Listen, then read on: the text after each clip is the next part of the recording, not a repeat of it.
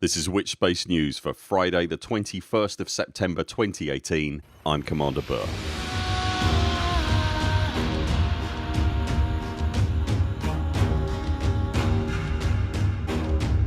In this week's news, there's a 3D printed Corvette on Reddit that will make you spend all the money. The Fatherhood opens sign-ups for the Lost Souls expedition.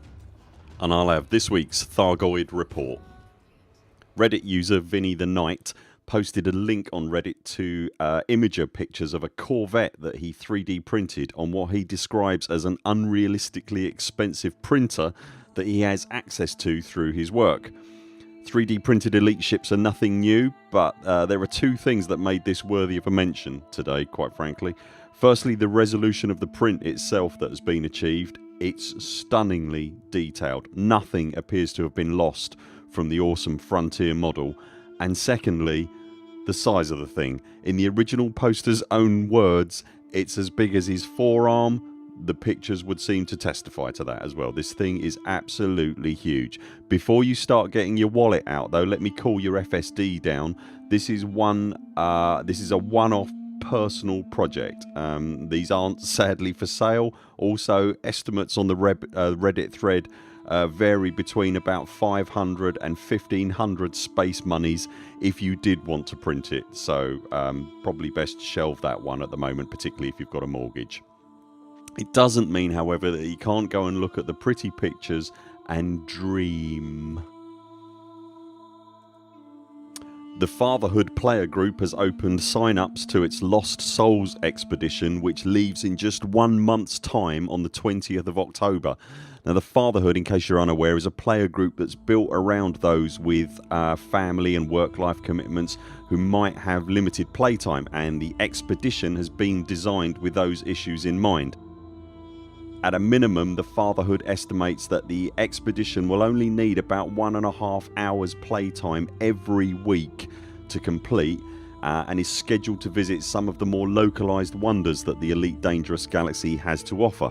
Additionally, the expedition has support on hand throughout its duration in the form of seasoned explorers and experts who can answer any questions or queries that you might have. And it's also, as if that wasn't enough, got its own dedicated Fuel Rats style rescue squadron, which I just think is awesome, on call with repair and refuel limpets should they be needed. This is the kind of expedition I could get behind, honestly. I'm an idiot. The Fatherhood say themselves that this is by no means a hardcore expedition, and the whole affair is aimed to suit the needs of those with more limited playtime. If you've always wanted to go on an organised expedition in Elite but don't feel that you have the experience needed or the playtime available, surely this is the one for you. And finally, Commanders, as always, here's this week's Thargoid Report. Once again, this information is gleaned from the excellent weekly thread from Burton Simmons on Reddit. So last week, Argestes and UGP 145 were targeted by the insectoid meanies. Argestes was successfully defended, but Barnwell Station in UGP 145 is now burning like a piece of toast under the grill when the phone has just rung. As a result, basic medicines will fetch a good price at Barnwell and slightly less at the rescue ship that's nearby. There will be evacuees looking to get off of the burning station, unsurprisingly, and they'll be willing to pay for a seat in an economy class cabin with credits and materials. I did a video about this during the week and how you can make quite a lot of money on a low level account if you so wish by doing these missions. If I've done my YouTubery correctly, there should be a link in the top right hand side right about, wait for it now, and I'll also put a link in the description.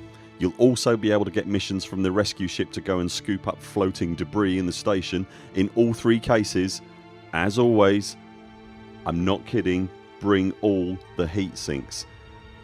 And as I've said before, if you've not done this stuff, I urge you to give it a bash. It really is very good. Systems identified by Canon as under threat this week are the Argestes system and HR 784.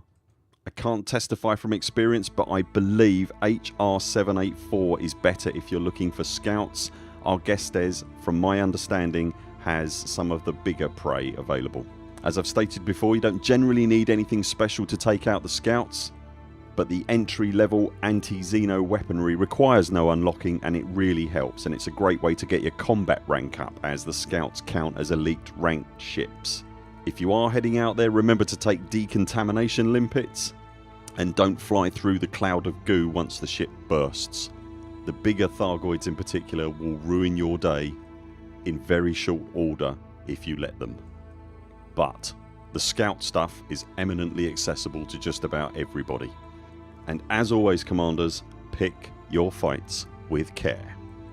If you're looking to haul goods and help with the clear up from previous attacks, there's loads to do still. Operation Ida, which I've linked below, has you covered in that regard.